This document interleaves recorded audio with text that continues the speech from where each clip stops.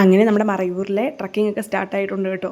അപ്പം ട്രക്കിങ്ങിൻ്റെ ആദ്യത്തെ ഒരു പോക്കിൽ തന്നെ മഴ തുടങ്ങി കേട്ടോ. നല്ലവണ്ണം മഴയുണ്ടായിരുന്നു. ആളുകളൊക്കെ ചെറുതായിട്ടൊക്കെ ഒന്ന് മടിച്ചു, മഴയാണ് അതാണ് ഇതാണെന്നൊക്കെ പറഞ്ഞു.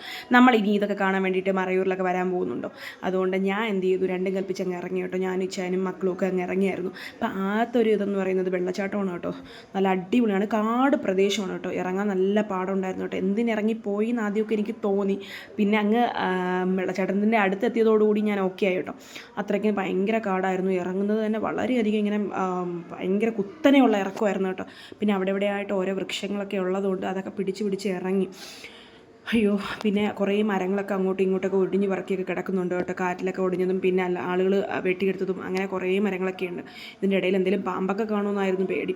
കാരണം അവരെല്ലാം പോയി കഴിഞ്ഞിട്ട് ഞാൻ വരുന്നില്ല എന്ന് പറഞ്ഞിരുന്നതാണ്. പിന്നെ ഞാൻ ഒറ്റയ്ക്കാണ് ഇറങ്ങിയത്. അപ്പോൾ അതിൻ്റെതായ ഒരു പേടിയൊക്കെ എനിക്കുണ്ടായിരുന്നു. അപ്പോൾ നല്ല വെള്ളച്ചാട്ടത്തിൻ്റെ ഒരു ഫ്ലോ അവരെല്ലാം അവിടെ ഉണ്ട് കേട്ടോ. അങ്ങനെ അവരെ ഞാൻ കണ്ടുപിടിച്ചു കേട്ടോ.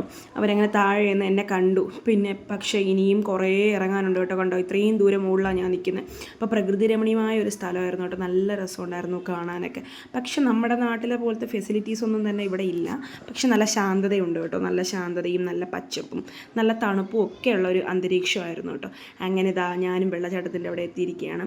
കുറേ പേര് കുളിക്കുവാണ് കേട്ടോ. സത്യം പറഞ്ഞാൽ നമ്മുടെ ഫ്രിഡ്ജിലൊക്കെ വെക്കുന്ന നല്ല കൂൾ വാട്ടറായിരുന്നു കേട്ടോ അത്. അപ്പോൾ എനിക്ക് കുളിക്കണമെന്നൊക്കെ ഉണ്ടായിരുന്നു. പക്ഷേ ആ ഒരു സാഹചര്യത്തിൽ ഇപ്പം എനിക്ക് കാണുമ്പോൾ കുളിക്കണമെന്നുണ്ട് കേട്ടോ. അത്രയ്ക്ക് തണുത്ത വെള്ളമായിരുന്നു, നല്ല രസമായിരുന്നു. പിന്നെ കുറച്ചൊന്ന് കാലും കയ്യും ഒക്കെ തെറ്റിക്കഴിഞ്ഞാൽ ചറക്കിയടിച്ച് വീഴാന്നതേ ഉള്ളൂ കേട്ടോ. പായലൊക്കെ ഉണ്ടായിരുന്നു ചെറിയ രീതിയിൽ. പിന്നെ വെറുതെ എന്തിനാ റിസ്ക് എടുക്കുന്ന, ന്യൂസൊക്കെ ഓരോന്നും കാണുമ്പോൾ തന്നെ പേടിയാണ്. കുഞ്ഞുങ്ങൾ ഇറങ്ങി.